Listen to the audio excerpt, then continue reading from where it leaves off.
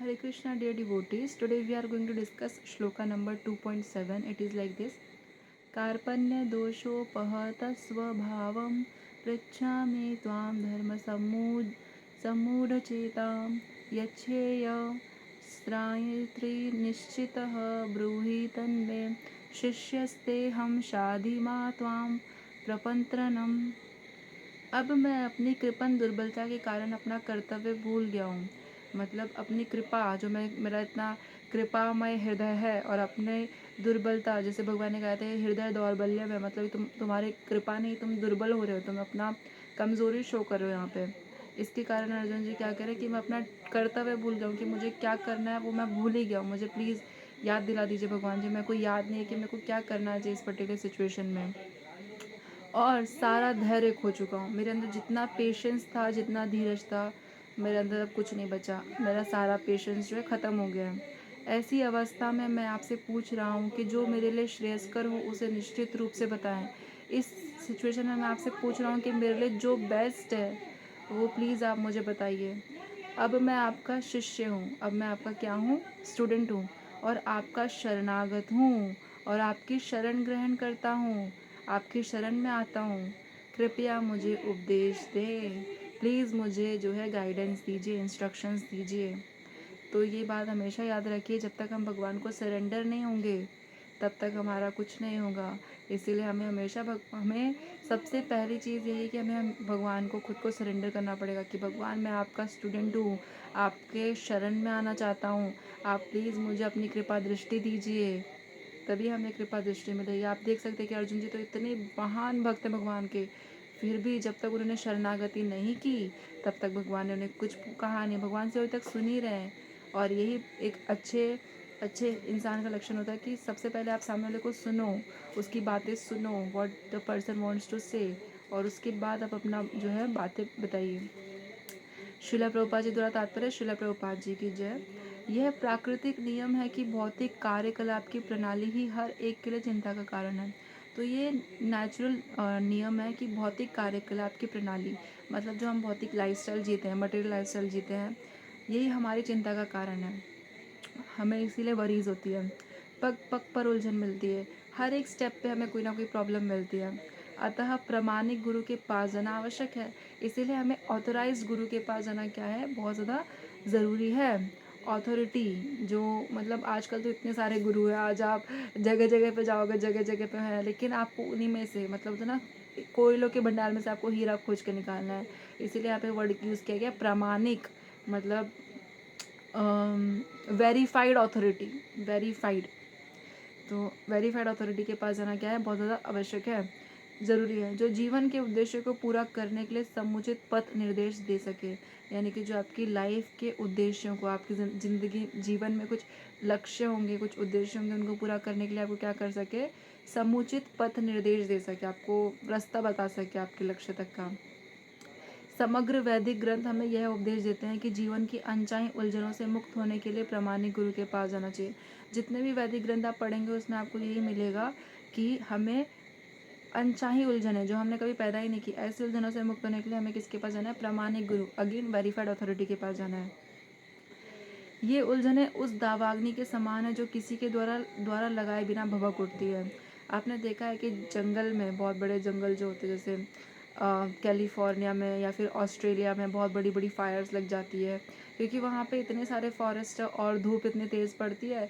अगर आप सन की रेज़ को, वो जो मैग्नीफाइंग ग्लास होता है और नीचे एक पेपर रखोगे, हमने बचपन में किया हुआ है कि हम उसको कॉन्सेंट्रेट करेंगे एक पर्टिकुलर क्वेश्चन में तो पेपर जल जाएगा। उसी प्रकार से जो है, अगर सन की रेज़ जो है फॉरेस्ट में कहीं कॉन्सेंट्रेट हो गई और एक जगह पे आग लग गई, तो वो बहुत आग जो है विशाल हो जाती है, बहुत बढ़ जाती है, और फिर उसे रोक पाना बहुत मुश्किल होता है, और उसमें बहुत सारे जानवरों की डेथ होती है, प्लस ह्यूमन बींग्स को तो खतरा होता ही है।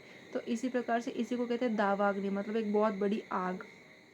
तो ये उलझने उस दावाग्नि के समान है जो किसी के द्वारा लगाए बिना भभक उठती है, मतलब किसी ने लगाई नहीं है पर फिर भी आग लग चुकी है। इसी प्रकार विश्व की स्थिति ऐसी है कि बिना चाहे जीवन की उलझनें स्वतः उत्पन्न हो जाती है। मतलब आज की दुनिया इस प्रकार है कि आपने कोई प्रॉब्लम्स क्रिएट नहीं की, फिर भी आप किसी ना किसी प्रॉब्लम का हिस्सा बन जाओगे, या फिर कोई ना कोई प्रॉब्लम क्रिएट हो जाएगी। कोई नहीं चाहता कि आग लगे, किसी को प्रॉब्लम्स नहीं चाहिए, किंतु फिर भी वह लगती है, फिर भी प्रॉब्लम्स आती हैं। और हम अत्यधिक व्याकुल हो उठते हैं, और वो प्रॉब्लम से हम क्या होते हैं, बहुत ज़्यादा बेचैन हो जाते हैं, हमें बहुत ज़्यादा दिक्कत होती है कि ये क्या हो रहा है, ये क्यों हो रहा है, मैंने तो कभी ऐसा कुछ किया ही नहीं, फिर भी मैं कैसे इसका पार्ट बन रहा हूँ। अतः वैदिक वाग्मय उपदेश देता है कि जीवन की उलझनों को समझने तथा उनका समाधान करने के लिए हमें परंपरागत गुरु के पास जाना चाहिए। और वैदिक वाग्मय हमें क्या बता रहा है कि हमें जीवन की उलझनों को और उनका समाधान करने के लिए परंपरागत गुरु के पास जाना चाहिए। परंपरा क्या होती है, जैसे भगवान श्री कृष्ण ने जो है अर्जुन जी को भगवत गीता सुनाई, अर्जुन जी ने फिर किसी और को पास ऑन की होगी, तो इसी प्रकार से जो भगवत गीता पास ऑन हो रही है, और यही जो है परंपरानुगत, मतलब जनरेशन टू जनरेशन जो जिसके पास आ रही है, तो वही प्रामाणिक है। और इसी प्रकार श्रीला प्रभुपाद के पास गए और श्रीला प्रभुपाद ने हमें दी, तो इसी प्रकार से हम जो है हम भी प्रामाणिक अथॉरिटी से ज्ञान ले रहे हैं, और इसीलिए हम भरोसा कर सकते हैं। तो वैदिक मांग में हमें उपदेश देते हैं कि जीवन की उलझनों को समझने तथा उनका समाधान करने के लिए हमें परंपरागत गुरु के पास जाना चाहिए, जनरेशन टू जनरेशन वाले टीचर के पास जाना चाहिए। जिस व्यक्ति का प्रामाणिक गुरु होता है वह सब कुछ जानता है, जिसका वेरीफाइड अथॉरिटी होता है वो सब कुछ जानता है। अतः मनुष्य को भौतिक उलझनों में न रहकर गुरु के पास जाना चाहिए, मतलब आप अपनी भौतिक उलझनों को छोड़ के आपको वेरीफाइड अथॉरिटी के पास जाना चाहिए। यही इस श्लोक का तात्पर्य है, यही इसका मतलब है। आखिर भौतिक उलझनों में कौन सा व्यक्ति पड़ता है? Who like takes part in the material obstacles या मटेरियलिस्टिक प्रॉब्लम्स? वह है जो जीवन की समस्याओं को नहीं समझता, जैसे ये पता ही नहीं कि समस्याएं क्या है। ब्रह्मदारण्यक उपनिषद में 3.8.10 व्याकुल व्यग्र मनुष्य का वर्णन इस प्रकार हुआ है। जो ब्रह्मदारण्यक उपनिषद है उसमें बताया गया है कि व्यग्र यानी कि व्याकुल मनुष्य कैसा होता है। यो वा एतदक्षरम गार्गर्य विदित्वा स्मालो लोका प्रति स कृपणम। कृपण वह है जो मानव जीवन की समस्याओं को हल नहीं करता। कृपण का मतलब होता है कंजूस। तो वो कंजूस है जो मानव जीवन की समस्याओं को हल नहीं करता, जो अपनी प्रॉब्लम्स को सॉल्व नहीं करता, वो कंजूस है। और आत्म साक्षात्कार यानी कि सेल्फ इंटरव्यू नहीं करता, या सेल्फ एनालिसिस नहीं करता, आत्म साक्षात्कार के विज्ञान को समझे बिना कुकर सुकर की भांति इस संसार को त्याग कर चला जाता है। मतलब कभी खुद को समझ नहीं पाता, कभी खुद के अंदर नहीं झांक पाता, और उस अंदर के साइंस को समझ नहीं पाता, और एक डॉग या फिर एक पिग की तरह जो है इस संसार को, जैसे एक एनिमल लाइफ को जीता है, वैसे जी के वो क्या करता है, चला जाता है। जीव के लिए यह मनुष्य जीवन अत्यंत मूल्यवान निधि है। और ये जो हमारा मनुष्य जीवन है हमें बहुत ज़्यादा मुश्किल से मिला, 84 लाख स्पीशीज़ में घूमने के बाद मिला है। और 84 लाख स्पीशीज़ में आप जिए हो इसी पृथ्वी पे, फिर आपको जाके भगवान ने, हमने बहुत ज़्यादा प्रेयर्स की होंगी या हमने कुछ अच्छे काम किए होंगे तो हमें मनुष्य जन्म मिला। और अगर हम इस मनुष्य जन्म का अच्छे से यूज़ नहीं करेंगे तो फिर हमने ये मनुष्य जन्म भी वेस्ट कर दिया। जैसे कि फॉर एग्ज़ाम्पल 2 फ्रेंड्स हैं, वो एक फ्रेंड जो है जैसे वो कोई है ना, लाल मनी ढूंढने के लिए गए, एक बड़े से गुफा में लाल मनी ढूंढने के लिए गए। और तो वो एक एक फ्रेंड एक एक पत्थर उठा रहे हैं, एक को दे रहा है, वो बोल रहे लाल मनी है, नहीं है, चलो फेंक दिया, लाल मनी है, नहीं है, फेंक दिया। लेकिन उन्होंने जीवन में कभी लाल मनी देखी ही नहीं है पहले। तो अचानक से उनके हाथ में लाल मनी आती है, लेकिन उनको आदत किस चीज़ की लग रही है, फेंकने की। वैसे ही हमने बहुत सारे जन्म लिए पर हमने वो सब फेंक दिए। जब लेकिन मनुष्य जीवन हाथ आया, लाल मनी हाथ आई, तो हमने हमारा जो हैबिट बना हुआ है फेंकने का, तो हमारे हाथ में लाल मनी आई लेकिन हमने उसकी वैल्यू नहीं पता हमें, तो हमने उसको भी क्या कर दिया, फेंक दिया। लेकिन ये जो लाल मनी है बहुत इंपॉर्टेंट है, यानी कि मनुष्य जीवन बहुत ज़्यादा इम्पॉर्टेंट है। और इसमें आप जो है भगवान का नाम जप कर सकते हैं, और नाम जप करने से आपको मुक्ति भी मिल सकती है।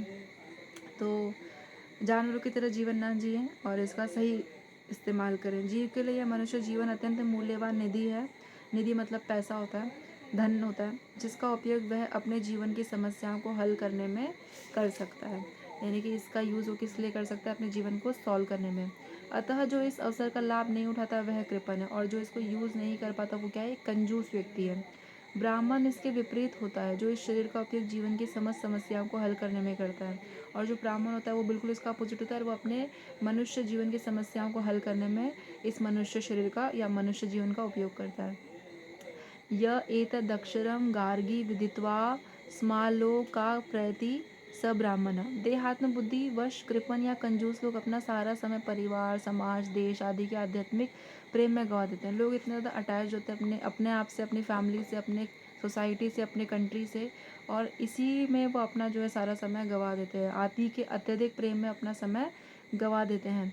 मनुष्य प्राय चर्म रोग के आधार पर अपने पारिवारिक जीवन अर्थात पत्नी, बच्चों तथा परिजनों में आसक्त रहता है। तो मनुष्य स्टार्टिंग में अपने जो उनके बोलते हैं ना चर्म रोग के आधार पर, मतलब बोलते हैं ना जो क्या कहते हैं स्किन से जुड़े हुए लोग हैं उनके, कौन कौन है, उनकी वाइफ हो गई, उनके बच्चे हो गए, उनके फैमिली हो गई, उनमें क्या रहता है सबसे ज़्यादा आसक्त रहता है, जुड़ा हुआ रहता है। कंजूस व्यक्ति यह सोचता है कि वह अपने परिवार को मृत्यु से बचा सकता है। उनको लगता है कि मैं अपने परिवार को प्रोटेक्ट कर रहा हूँ और उनको डेथ से क्या कर रहा हूँ, बचा रहा हूँ। अथवा वह ये सोचता है कि उसका परिवार या समाज उसे मृत्यु से बचा सकता है, और या फिर वो सोचता है कि मेरी सोसाइटी या मेरा परिवार मुझे मृत्यु से क्या कर सकता है, बचा सकता है। ऐसी पारिवारिक आसक्ति निम्न पशुओं में भी पाई जाती है। ये तो जानवरों में भी देखा जाता है। जानवर भी अपने परिवार से बहुत अटैच रहता है, क्योंकि वे भी बच्चों की देखभाल करते हैं, वो भी अपने बच्चों को पालते हैं, पोसते, बड़ा करते हैं।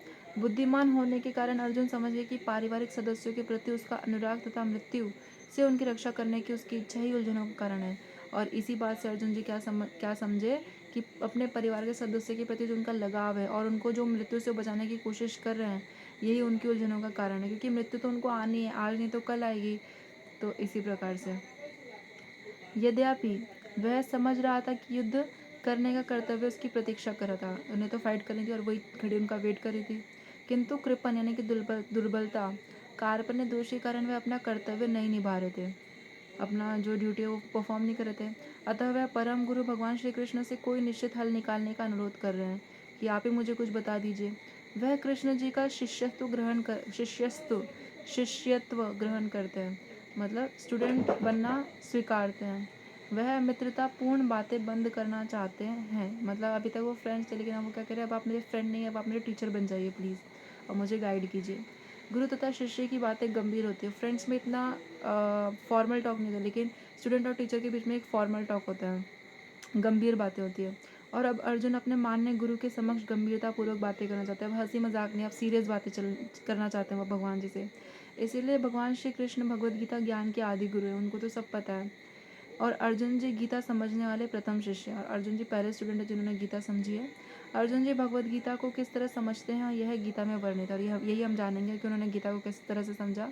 तो भी मूर्ख संसारी विद्वान बताते हैं कि किसी को मनुष्य रूप कृष्ण की नहीं बल्कि अजन्मा कृष्ण की शरण ग्रहण करनी चाहिए। तो भी बहुत सारे लोग हमको ये बताते हैं कि हमें मनुष्य रूप कृष्ण भगवान को नहीं बल्कि जो अजन्मे कृष्ण है उनकी शरण ग्रहण करनी चाहिए। दोनों सेम है। कृष्ण भगवान के अंत तथा बाह्य में कोई अंतर नहीं है, उनके इंटरनल और एक्सटर्नल दोनों में कोई अंतर नहीं है, दोनों ही स्पिरिचुअल है। इस ज्ञान के बिना जो भगवत गीता को समझने का प्रयास करता है वह सबसे बड़ा मूर्ख है। मतलब अगर आपको लगता है कि कृष्ण भगवान का एक एक्सटर्नल और इंटरनल स्वरूप है तो हम बहुत ज़्यादा बड़े मूर्ख हैं। ऐसा कुछ भी नहीं है, भगवान का इंटरनल और एक्सटर्नल दोनों सेम है। और उसी तरह से हमें भगवान की शरण ग्रहण करके भगवद गीता को समझने का प्रयास करना चाहिए।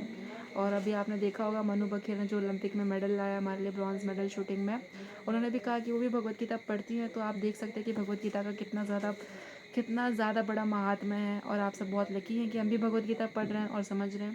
तो thank you so much dear devotees for listening to me patiently. वंशा कल्पतरुभ्यश्च कृपा सिंधुभ्यैव च पतितानां पावनेभ्यो वैष्णवेभ्यो नमो नमः। अनंत कोटि वैष्णव वृंद की जय। शिल प्रभुपाद की जय। नामाचार्य शिल हरिदास ठाकुर की जय। प्रेम से कहीं जय श्री कृष्ण चैतन्य प्रभु नित्यानंद श्री अद्वैत गदाधर श्रीवासादि श्री गौर भक्तवृंद की जय। Hare Krishna Krishna Krishna Hare Hare, Hare Ram Ram Ram Hare Hare. Thank you so much. Hare Krishna धन्यवाद प्रणाम।